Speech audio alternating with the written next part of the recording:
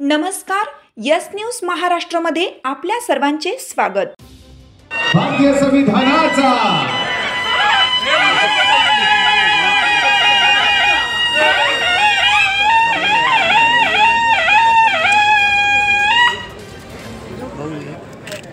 जागर संविधानाचा अमृत महोत्सव प्रजासत्ताचा कार्यक्रम वाशी येथे संपन्न। प्रमुख उपस्थिती रामदास आठवले। जागर संविधानाचा अमृत महोत्सव प्रजासत्ताचा कार्यक्रम वाशी येथील विष्णू भावे सभागृह केंद्रीय सामाजिक न्याय मंत्री रामदास आठवले यांच्या प्रमुख उपस्थितीमध्ये पार पडला। यावेळी बुद्ध भीम गीताचे सादरीकरण करण्यात आले। कार्यक्रम पाहण्यासाठी नवी मुंबईतील संविधान प्रेमी यांनी सभागृहामध्ये गर्दी केली होती। यस न्यूज महाराष्ट्रासाठी कार्यकारी संपादक रवी पी ढवळे सर, वाशी, नवी मुंबई।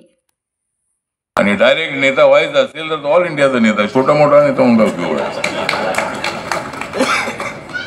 एक गावात जरी पार्टी स्थापन झाली तर तो म्हणतो मी ऑल इंडियाचा अध्यक्ष आहे।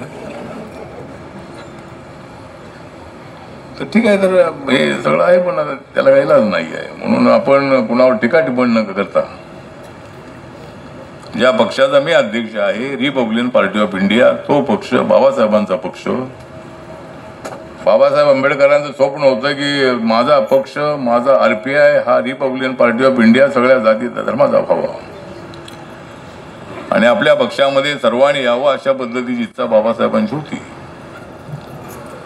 त्यांच्या काळामध्ये हे स्वप्न पूर्णपणे साकार होऊ शकलं नाही। बाबासाहेबांच्या काळामध्ये रिपब्लिकन पक्ष स्थापन होऊ शकला नाही आणि नंतर रिपब्लिकन पक्ष स्थापन झाला, तो वर्षभर एकत्र होता। नंतर जे गट पडले ते नंतर कधीच एकत्र आले नाही। नंतर आम्ही एकत्र आलो, 1991 मध्ये आम्ही एकत्र आलो। बाळासाहेब आंबेडकर, गवई साहेब, जोगेंद्र कवाडी, मी, आम्ही एकत्र आलो। आपला खोब्रागडे गट होता, पण आपले गट कधीच एकत्र राहू शकत नाही। एकत्र यावा अशी लोकांची इच्छा असते, पण लोकच रोज गट पाडत असतात। रोज खेड्यापाड्यामध्ये किंवा तालुक्यामध्ये, जिल्ह्यामध्ये रोज गट तयार होतो। तशी माझ्या पक्षातून लोक जास्त जात नाही, गेले तर त्यांना कोणी घेत नाही आणि घेतले तर पुन्हा ते परत आमच्याकडे येतात। तर ठीक आहे, हे जरी सगळं चाललेलं असतं, कुणाला प्रत्येकाला स्वातंत्र्य आहे, लोकशाही आहे। ठीक आहे, संविधानाचा जागर जो आहे हा कार्यक्रम अत्यंत चांगला आहे आणि या कार्यक्रमामध्ये बाळासाहेब बनसोडे, चंद्रमणी जाधव, प्रतीक वाघ,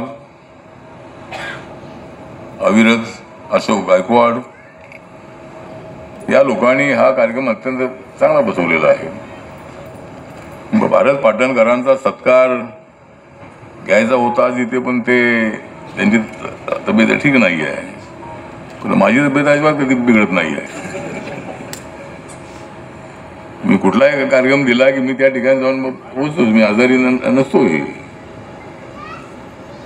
आणि भारत यांचं नाव जर आपण सुचवलं तर त्यांनी येणं अत्यंत आवश्यक होतं, पण अचानक माणसं आजारी पडत असतात। आपलं काय नाव?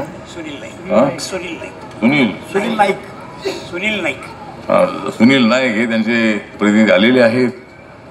भारत पाटणकरांसोबत माझे संबंध अत्यंत चांगले आहेत। सध्या मी BJP सोबत असल्यामुळे थोडे संबंध चांगले तेवढे नाही आहेत, परंतु जरी BJP सोबत असलो तरीही अनेक लोकांचे विचार वेगवेगळे असतात। ही पण नरेंद्र मोदींच्या नेतृत्वाखाली संविधानाचा जागर, संविधानाला मजबूत करण्याची भूमिका ही सातत्यानं सुरू आहे। कुणी किती टीका जरी केली असेल तर या देशाचं संविधान कोणी बदलू शकत नाही। या संविधानाला कोणी बदलण्याचा प्रयत्न केला तर कोणाच्या बापाचा बाप जरी आला तर ते संविधान कोणी बदलू शकत नाही। आणि वेळ झाली तर मी देईन माझी जान, वेळ झाली तर मी देईन माझी जान, पण मी बदलू देणार नाही माझ्या बाबांचं संविधान। संविधान काय कोणी बदलू शकत नाही आहे। ठीक आहे, विचार वेगळे असतीलही, बाबासाहेब आंबेडकरांनी या संविधानामध्ये सगळ्यांना वैचारिक स्वातंत्र्य दिलेलं आहे। एकाच विचाराचे लोक देशामध्ये नसतात। आपल्या देशामध्ये 17 पगड जाती आहेत, अनेक धर्माचे लोक आहेत, अनेक भाषेचे लोक आहेत. आम्ही मराठी आहोत, तुम्ही मराठी आहात, उद्धवजी मराठी आहेत, राज ठाकरे मराठी आहेत, देवेंद्र फडणवीस मराठी आहेत, मंदाताई मराठी आहेत, मी मराठी आहे. आम्ही सगळे मराठीच आहोत.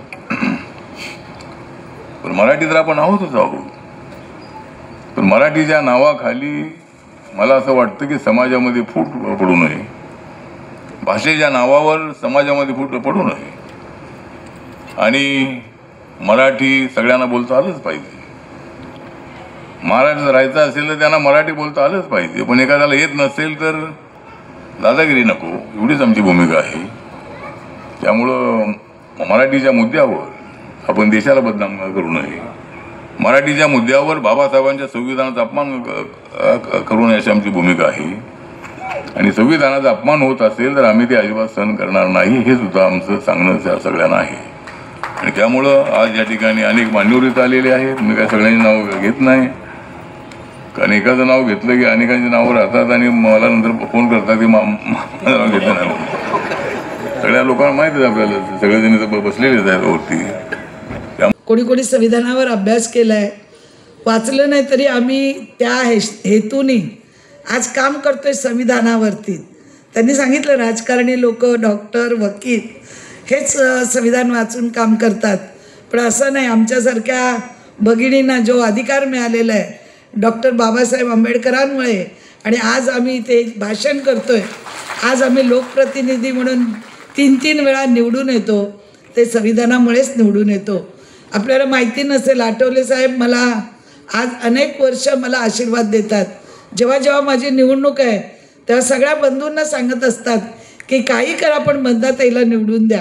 आपली एक भगिनी ही सभागृहात जाऊन आपला आवाज उठवते, त्यासाठी तिला नेहमीच सहकार्य करा. मी आठवले साहेबांना कधीच विसरू शकत नाही.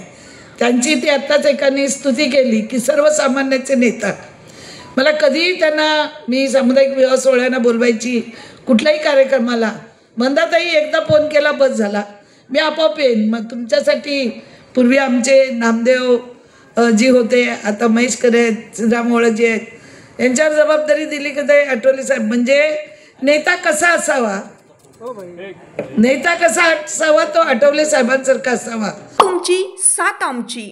यस न्यूज महाराष्ट्र चॅनलला लाईक करा व सबस्क्राईब करायला विसरू नका.